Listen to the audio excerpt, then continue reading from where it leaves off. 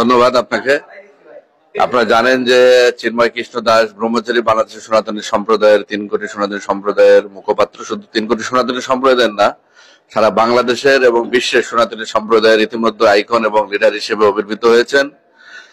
তার এই বিভিন্ন জায়গায় যে কর্মসূচি, সেই কর্মসূচির সফল হওয়াতে আমি মনে করি যে দেশি বিদেশি চক্রান্তের মধ্য দিয়ে এদেশের সনাতনী সম্প্রদায়কে কণ্ঠরোধ করার জন্য 25শে তারিখে আপনারা জানেন যে তাকে গ্রেফতার করা হয় এবং 26 তারিখে তাকে উঠানো হয় চট্টগ্রাম কোর্টে। সেখানে আমাদের এক সহকর্মী, আমাদের ভাই আলিফকে হত্যা করা হয়। যদিও আমরা বারবার প্রশাসনকে দাবি জানিয়ে আসছি যে আলিফ হত্যার সাথে যারা জড়িত তাদেরকে দৃষ্টান্তমূলক শাস্তির আমরা দাবি ইতিমধ্যে জানিয়েছি এবং বলেছি সুষ্ঠু তদন্ত সাপেক্ষে সেটার প্রশাসনের পক্ষ থেকে ব্যবস্থা নেওয়ার জন্য। কিন্তু আমরা এখনো পর্যন্ত তার যে তদন্তের বিষয় এখনো আমরা দেখেছি, সেটা যদিও তদন্ত চলছে কিন্তু এখনো পর্যন্ত এটা স্পর্শকাতর মামলা। 2 মাস হলেও সেটা তদন্তের বিষয়ে কি অগ্রগতি হয়েছে আমরা জানতে পারিনি। তবে আমরা এতটুকু বলতে পারি যে বাংলাদেশের সনাতনী জাগরণ জোটের কোনো কর্মীরা এর সাথে জড়িত ছিল না এবং জড়িত থাকার কোনো প্রশ্নই আসে না। কারণ সনাতনীরা সবসময়ের জন্য সনাতনী সম্প্রদায়ের এবং প্রত্যেকটা মানুষের জীবের কল্যাণ কামনা করে।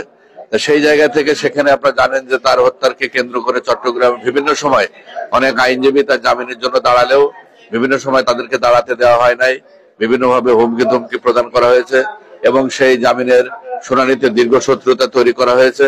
পরবর্তীতে আপনারা জানেন যে ঢাকা থেকে একটা টিম, 11 জন একটা টিমকে সেখানে শুনানি করে এবং চট্টগ্রাম বারের প্রেসিডেন্ট সেক্রেটারি সহ সকলে সার্বিকভাবে সেখানে আমাদেরকে সেদিন সহযোগিতা করেছিলেন। আমারও সৌভাগ্য হয়েছিল সেই শুনানিতে অংশগ্রহণ করার।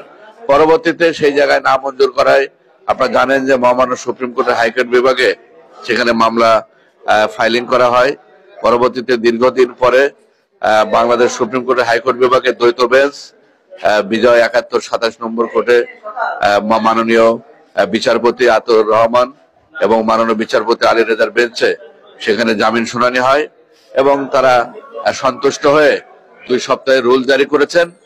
তাই এটা আমরা এতে সন্তুষ্ট এবং আমরা সেই জন্য মাননীয় বিচারপতিদ্বয়কে ধন্যবাদ এবং কৃতজ্ঞতা জ্ঞাপন করছি সনাতনী সম্প্রদায়ের পক্ষ থেকে।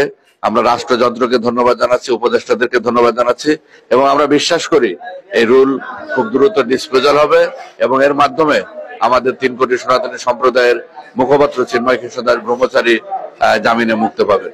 খুব দ্রুতই সেই ডিসপোজাল করার প্রক্রিয়া চলছে।